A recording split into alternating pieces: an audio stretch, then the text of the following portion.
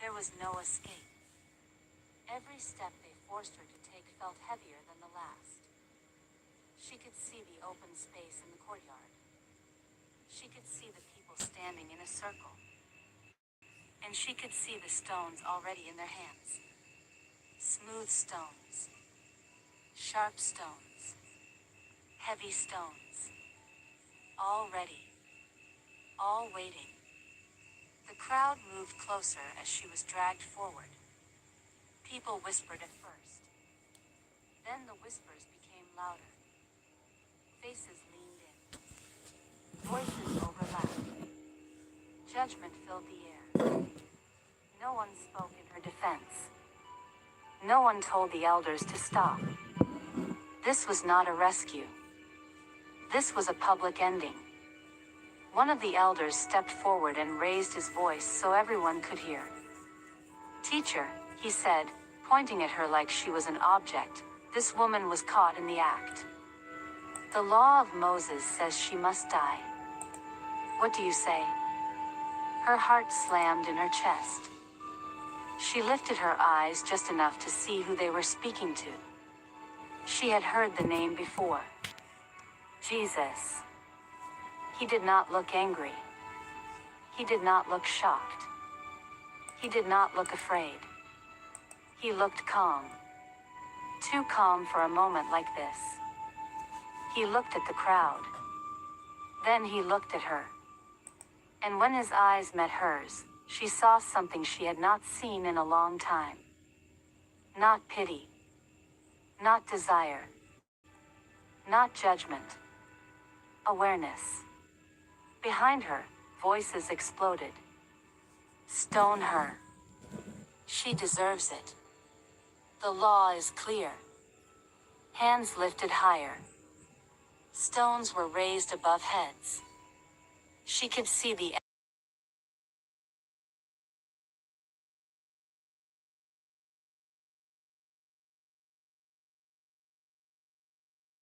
She felt her legs weaken. Her breath came short and fast. Her body shook. She did not pray for forgiveness. She did not pray for mercy. She did not even pray to live. Her mind could not reach that far. She only wanted the moment to stop. She only wanted the fear to end. Her knees gave way and she dropped to the ground. Dust rose around her. The sound of her body hitting the stone floor felt loud, even though no one reacted. Words flew at her from every direction. Unclean. Sinner. Shame.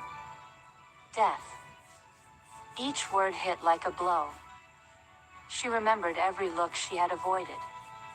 Every street she had crossed carefully. Every night she had spent wondering if this day would come. Now it had. A man stepped closer, stone in hand. Another joined him. Then another. She raised her arms slightly, not to protect herself, but by instinct. Her fingers clutched her cloak tightly, like the fabric could hide her, like it could erase her. The elders shouted again, louder this time. Moses commanded this. The law must be obeyed. She is guilty. Answer us. Lifted her head for a moment. Just a moment. Her eyes found his again. Jesus was still there. Still calm. Still unmoved by the shouting. He did not rush. He did not argue. He did not defend her out loud. He did nothing. The crowd grew restless. Anger thickened the air. They wanted blood. They wanted a decision. They wanted permission. Then she saw him move. Not fast. Not dramatic. He paused. Then he bent down. That was all. Most people didn't even notice. They were too busy shouting. Too busy holding stones. Too busy waiting for the signal. But she noticed. The world seemed to shrink around that small movement. The noise faded. The stones blurred. Everything narrowed down to him bending toward the ground. She stayed frozen. Her heart raced. Her body trembled. She did not know what he was about to do. She only knew that this moment mattered. That whatever came next would decide everything. Her life. Her death. Her future. The crowd leaned in, impatient, angry, ready. The elders watched closely, waiting for his answer. Stones were still raised. Hands still tense. And she knelt there in the middle of it all, trapped between law and mercy, fear and hope, judgment and silence, waiting to see if this calm man would stand between her and the stones. The crowd pressed in closer. Their voices rose, shouts cutting through the morning air. Stones were raised, sharp, ready to fall. The elders shouted, loud and harsh, "She must die. The law says she must die." "Teacher, what do you say?" The woman's knees shook. Her hands gripped her cloak, trying to hide herself. She saw the stones, glittering in the sun, poised to strike. Every heartbeat screamed danger. Fear coiled in her chest. She couldn't move. She couldn't breathe properly. One wrong moment, one slip, one shout, and it would all be over. Jesus stayed calm. He didn't shout. He didn't scold. He looked at the crowd, then at the ground. He bent down and started writing in the dust. Slow, deliberate lines. Shapes no one could understand. The crowd whispered, confusion spreading among them. Why isn't he answering? Why isn't he condemning her? They pressed closer, waiting. The woman's heart pounded. The elders repeated their demands, anger cutting through every pause. Stones raised higher. Her knees hit the ground. She clenched her cloak, hiding her shame, trembling. Death felt close, certain. She could hear her own breath, fast and shallow. Then Jesus stood straight. His eyes met the elders first. Calm, steady, unshakable. His voice rang out, clear and sharp. "Let any one of you who is without sin be the first to throw a stone at her." The words hit hard. Silence fell like a heavy cloth. Murmurs stopped. Faces froze. The men holding stones glanced at each other. Shock ran through them. The ones who had shouted for her death, the ones certain of her guilt, hesitated. Jesus bent down again, tracing shapes in the dust. He didn't hurry. The stones still hovered in the hands of the crowd, but the energy had shifted. One by one, men lowered their arms. Some looked down.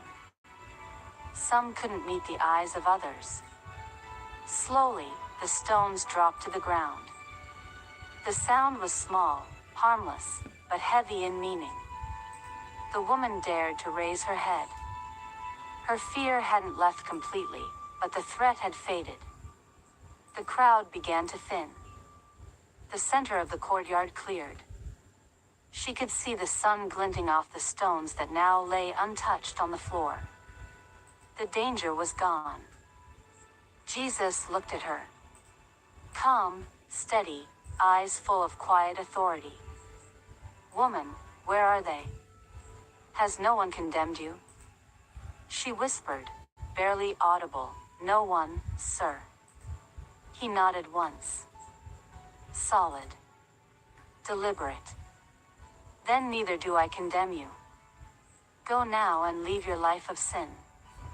The crowd had scattered. The elders, their pride wounded, walked away in silence. Stones lay on the ground, ignored, harmless. Dust rose gently in the sun, marking the moment that had changed everything. She stayed kneeling for a while, taking in what had just happened. Death had been stopped. The crowd had disappeared. The law, the anger, the judgment, all gone in a single moment. Her knees ached. Her body felt weak. But she was alive. She was safe. She had been defended when no one else would. She had been spared in a moment where power and authority chose mercy over punishment. Jesus turned and walked away. Calm. Purposeful. Leaving her in the middle of the courtyard.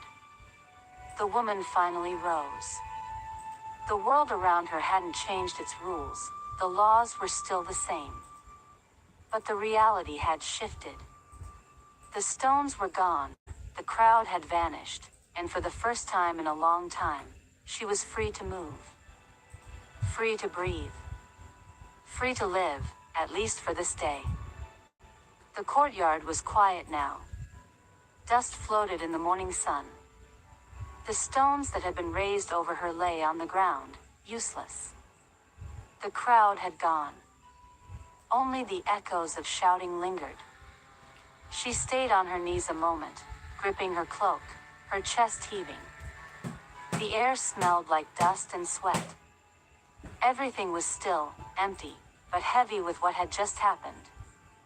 The teacher who had entered the chaos was gone now, but his presence was still there, like it had left a mark in the air. The elders had disappeared too. Their voices, their anger, their laws, all silenced. The stones no longer mattered. What had seemed certain, punishment, shame, maybe death, was gone. Only the teacher had stayed firm, and his words had changed everything. She slowly got to her feet. The rough stones pressed into her sandals. Sunlight bounced off the walls, glancing across the courtyard like it was highlighting the moment. The whispers that had followed her were gone.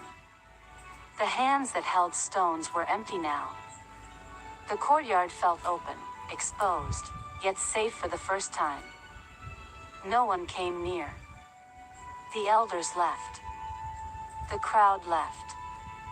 She could move freely, though her body still shook a little from fear. Each breath she took felt heavy, relief, disbelief, confusion. She adjusted her cloak, brushed dust from her knees, and took in the silence around her. She stepped forward, careful at first, eyes scanning the empty space. The teacher was gone, but his words still hung in the air. Then neither do I condemn you. Go now and leave your life of sin. She looked around. The stones that had threatened her were useless. The men who had been so certain of their power had left, quiet, cautious. She walked toward the exit, slow but steady. The courtyard stretched before her, empty, a space where she could exist without fear. Everything in that moment told a story.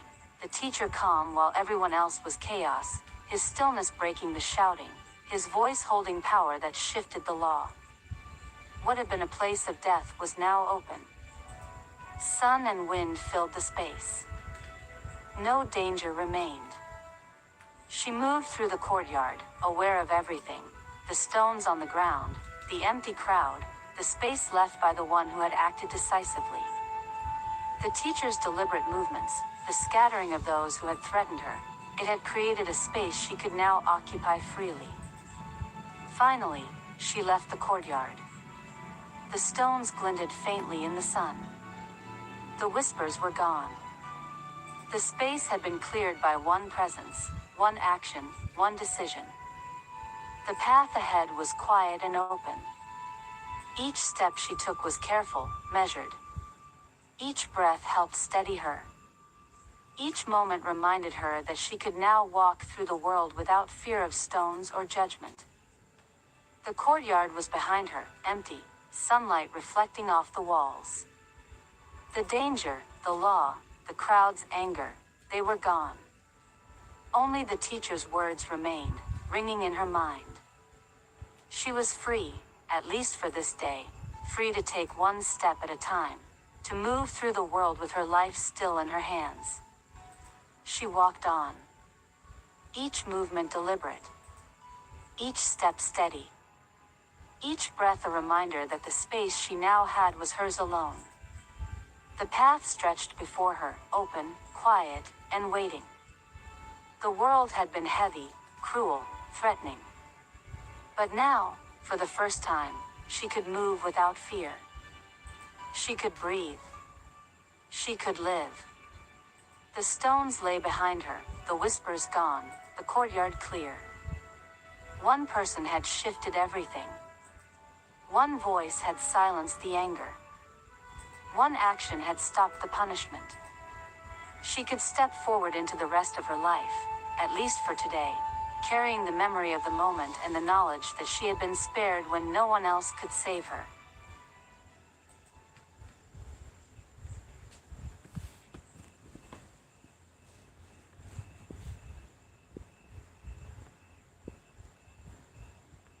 Have you ever felt judged or condemned, like everyone is watching your every mistake? Maybe you're carrying shame that makes you want to hide, feeling broken and hopeless. I want you to know, you are not alone. There was a woman, caught in a moment that could have destroyed her, and yet something incredible happened that completely changed the situation. Stay with me, because in the next minute, you're going to see how mercy, not condemnation, can completely turn a life around, and this is a message that could bring hope to yours too. Once upon a time, in Jerusalem, a woman was dragged into the busy temple by the elders. Everyone knew her sin. She walked slowly. Her hands were shaking. Her heart was beating fast. People stared at her with anger and judgment. Stones were already in their hands.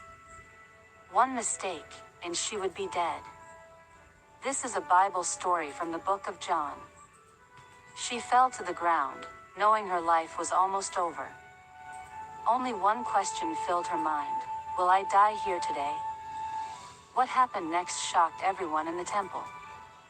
She had lived in fear for a long time. So long that fear felt normal to her. Every look from people, every whisper she heard, every shadow in the market reminded her of the law. The law controlled her body. The law judged her life. The law said what she had done could cost her everything. She was married once. She was young then. She believed things would be different. She thought marriage would protect her. She thought love would cover her mistakes. She thought her life would be simple. Home, family, safety. But things did not go that way. Choices were made. Lines were crossed. And after that, her life was no longer hers to control. The streets she once walked freely became dangerous places. She no longer walked with her head high. She kept her eyes down. She moved fast. She tried not to be noticed. She hoped that if people did not see her clearly, they would forget her. But people did not forget. People talked. Men whispered. Women looked away, not because they cared, but because they judged. Everyone seemed to know something. Everyone seemed to be watching. The elders of the synagogue watched closely. They always did. They listened. They waited. One mistake was enough. One moment of weakness. One wrong step. And punishment would come fast. Her sin was not private. It was public. It followed her name. It followed her face. It followed her everywhere she went. She tried to stay quiet. She tried to disappear. She did only what she had to do. Nothing extra. Nothing that would draw attention. Every day she repeated the prayers. Every day she followed the rules. She learned the right words to say. The right way to stand. the right way to bow her head. But none of it stopped the fear inside her chest. The fear never left. She learned early that silence kept her alive. Obedience kept her safe. Humility was her shield. Even then, life still pressed against her hard. Like stones pressing against skin. Stones she feared more than anything else. Her family knew parts of her story, but they did nothing. Some could not help. Some would not help. Friends were gone. People she once trusted had walked away. Anyone who had once been close kept their distance now. She stood alone in a hard world, a world where one wrong move could end everything. She knew the law very well. She knew what it allowed. She knew what it demanded. She knew people had been killed before for less. She had seen stones lifted. She had heard the cries. She feared she would be next. That morning started like every other morning. She woke up afraid. Her heart beat fast.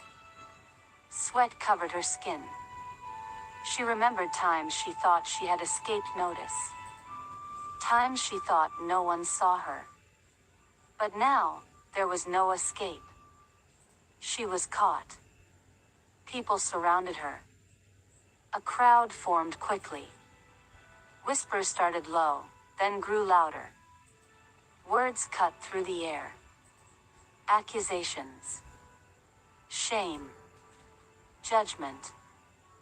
They grabbed her hands. Rough. Hard. No care. She tried to pull back for a moment, but she stopped. Fighting would only make it worse. She knew that. She looked around for help. For mercy. For even one kind face. She found none. Some people watched with interest. Some with cruelty. Some as if this was entertainment. That was when she knew how alone she really was. They pushed her forward. Each step felt heavy. Stones were already in people's hands. She saw them shining in the sunlight. Her throat closed. Her breathing became shallow. She imagined the pain. The first stone. The second. Then darkness. Fear hurt more than any stone ever could. Then she saw him. At the edge of the crowd sat a man. Calm. Quiet. Different. He did not shout. He did not rush. He did not look excited. He was steady. Still. People surrounded him too, but he stood apart from the noise. She had heard of him before. Everyone had. Stories traveled fast. They said he healed people. They said he spoke boldly. They said he challenged the elders. They said he changed things. Her heart jumped. Then sank. Would he help her? Or would he let the law do its work? Moving toward him felt dangerous. But standing still felt worse. She did not speak. She did not cry. She did not beg. Fear locked her voice. But her body moved anyway. Slowly. Carefully. Step by step. Every person she passed felt like a threat. Every whisper felt like death. Her hands gripped her cloak tightly. She tried to hide herself. Hide her shame. Hide her fear. Every step took strength she did not know she had. Finally, she reached the center. Stones surrounded her. The crowd closed in. And there he was. Calm. Unmoving. The only one who could stand between her and death. The elders pushed her forward. Their hands were hard and rough on her arms. There was no kindness in the way they held her. She almost fell when her feet slipped on the stone floor, but they yanked her back up immediately. That alone told her something clear. Fighting was useless. Running was impossible. There was no escape. Every step they forced her to take felt heavier than the last. She could see the open space in the courtyard. She could see the people standing in a circle. And she could see the stones already in their hands. Smooth stones. Sharp stones. Heavy stones. All ready. All waiting. The crowd moved closer as she was dragged forward. People whispered at